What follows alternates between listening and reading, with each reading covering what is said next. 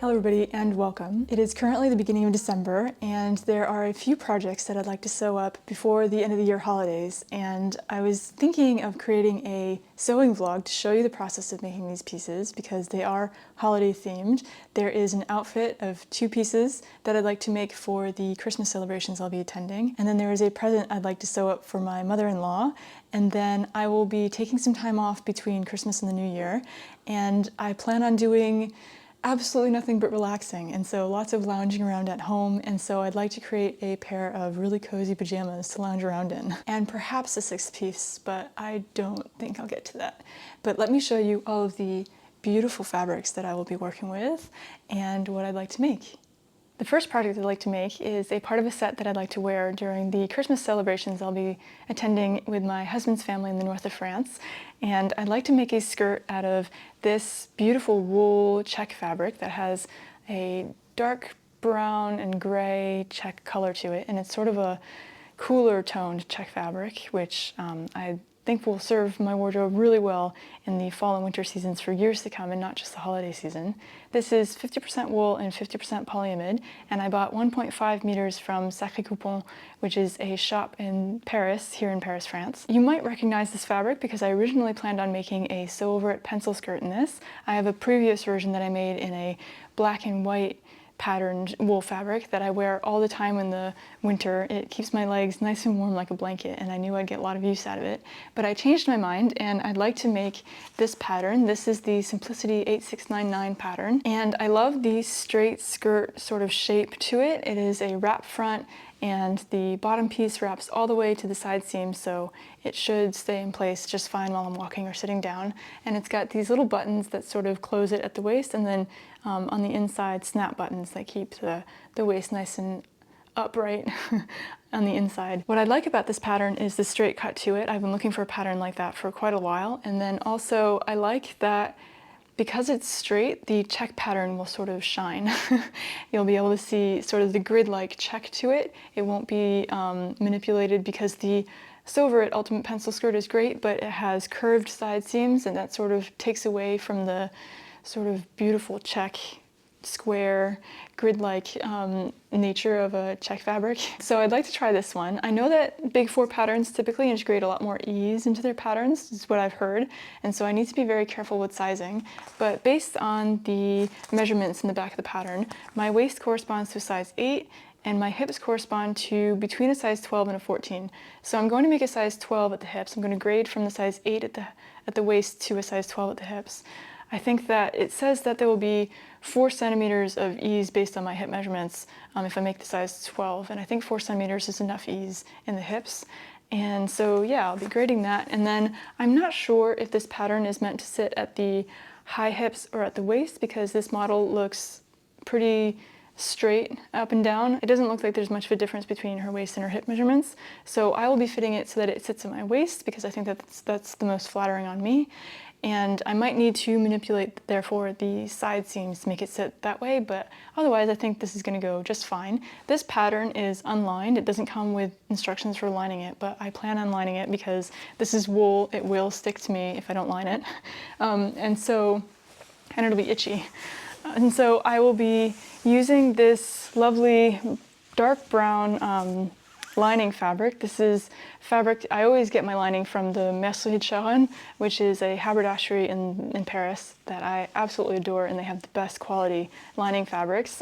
It's made of polyester and polyamide, I think, and so you can press it. It doesn't melt underneath the iron, and it's just smooth, and it's lovely to sew. It doesn't snag on the needles or anything. It doesn't, yeah, it's just, oh, it's lovely. And so I'll be using that to line it, and to line it I'll just be drafting a second version of the front and the back pieces, or no, the back and the front pieces, and then adding some ease in the form of pleats, probably 2 centimeters about to each piece so that I have extra ease for movement. And then I was thinking of using these buttons. I have 3 extra buttons from a previous project, I think from my trench coat even, that I made years ago, and I think it goes really, really well with this fabric. It's a little bit bigger than what the pattern calls for, about 3 millimeters bigger than the buttons called for, but I think that's okay.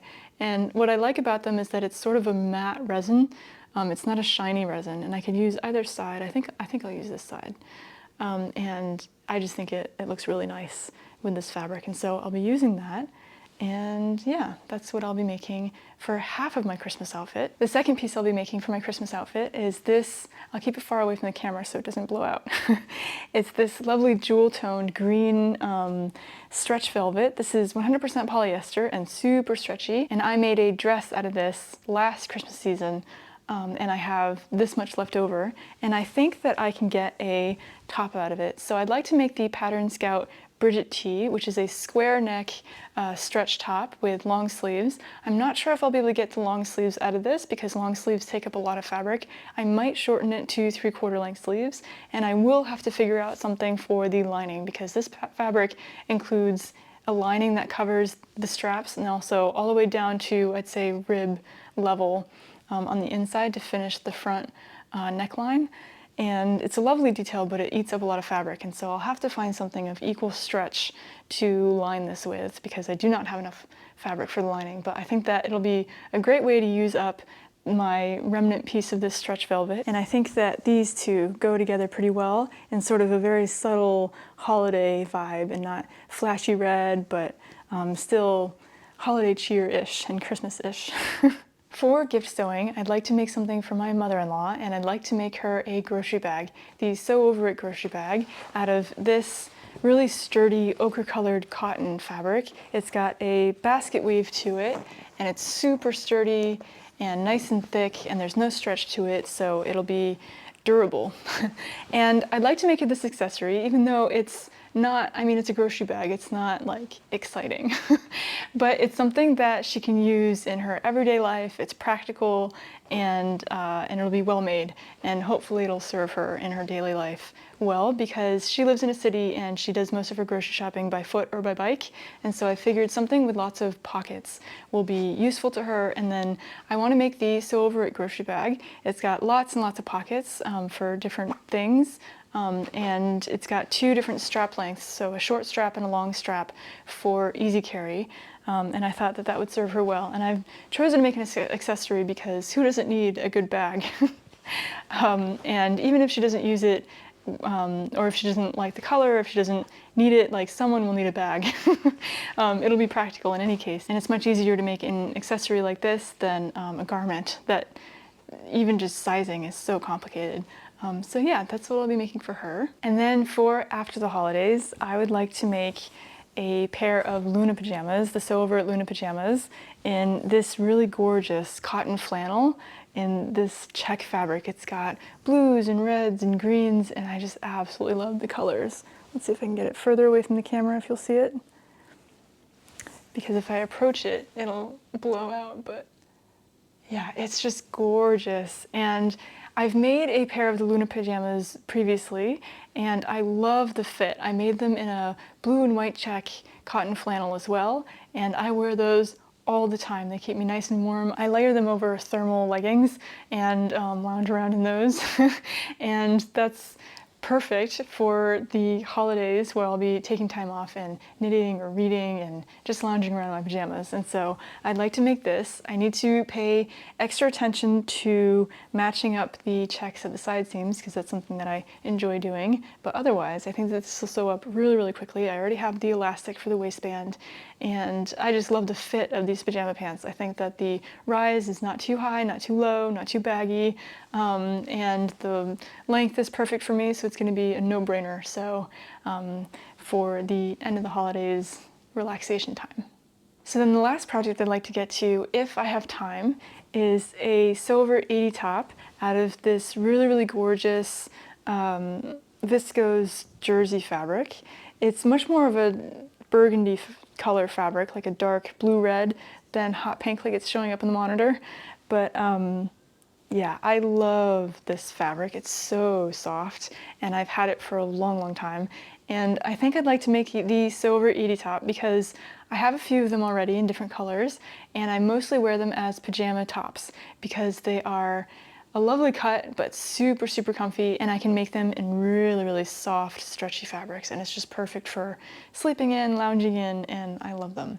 And so I thought that these two would go together really nicely and then I could have a matching lounge set to wear. But then obviously if I don't have enough time, it's fine. I have other tops that I can wear with those pajama pants. I do have 3 meters, and so I was also thinking, if I have time, to get a second Pattern Scout Bridget top out of this with the square neck line. I'm not sure if it will be as successful as the one I'm planning on making with the stretch velvet, even though that'll be complicated to sew. I think that this is really slinky, and so it might be difficult to sew, and it might be difficult to get the structure needed for the square neckline, but no need to worry about that now. I probably won't get to that project. That's just sort of some wishful thinking.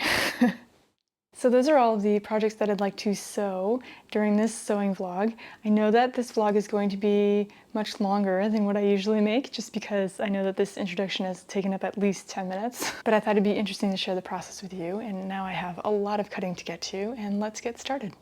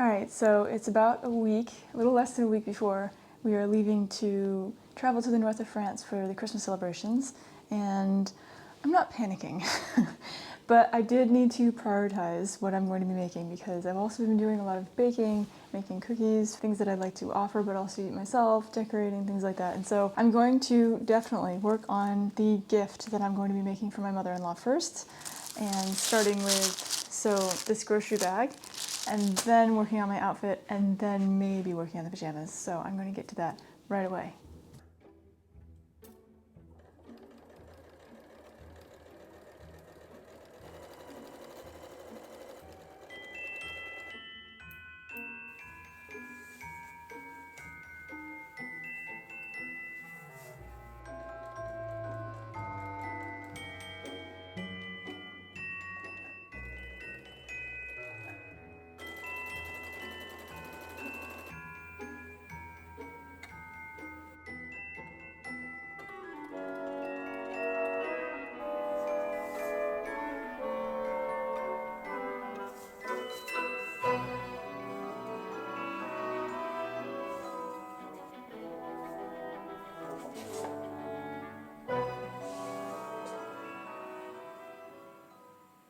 So it is now the end of the week. I have finished work before the Christmas holidays, so now I am officially on vacation, and I have about 3 days before we leave for the north of France, and I have to leave my machine behind and put down the sewing.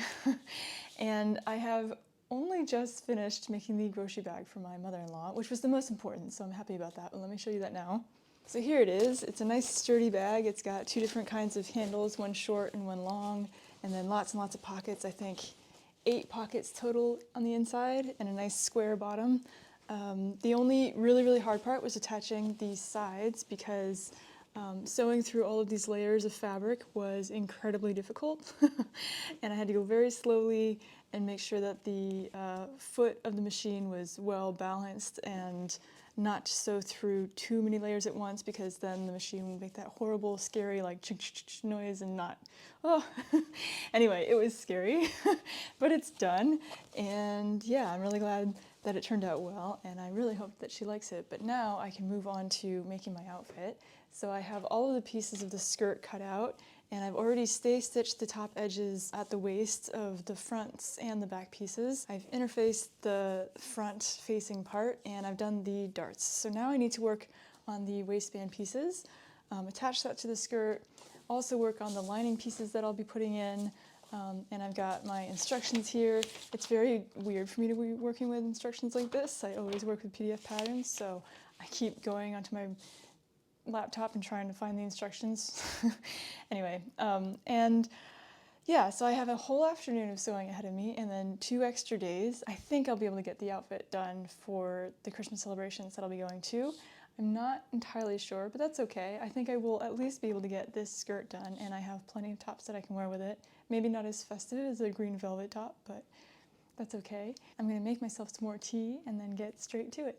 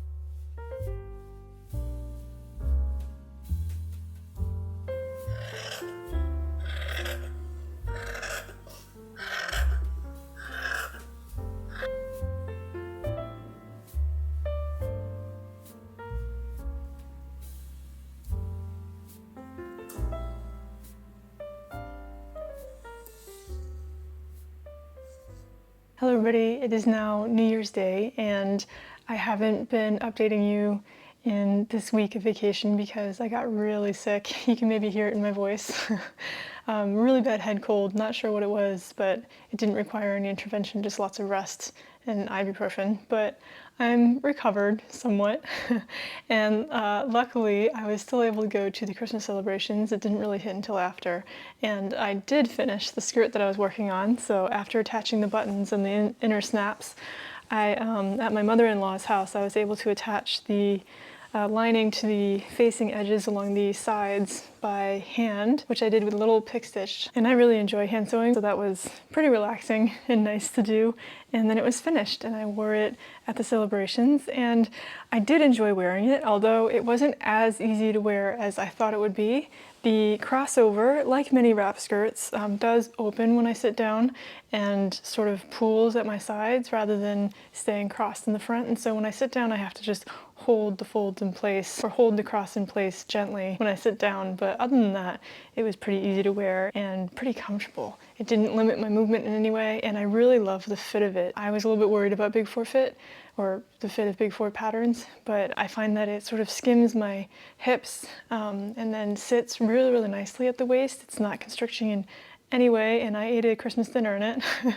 The only thing that I somewhat find a little bit of a shame with this one is that I should have anticipated this. This fabric is pretty thick, and so 4 layers of it cross over or sit on top of each other in the front with the waistband and then outer piece and then inner piece and then crossed over the front that way. So it does create sort of a very bulky 3D effect at the front waistband, but that's fine. I think that paired with a sort of bulkier upper layer, like a sweater or something, it's not very noticeable. And it was really comfortable to wear. It was nice and warm, like a blanket.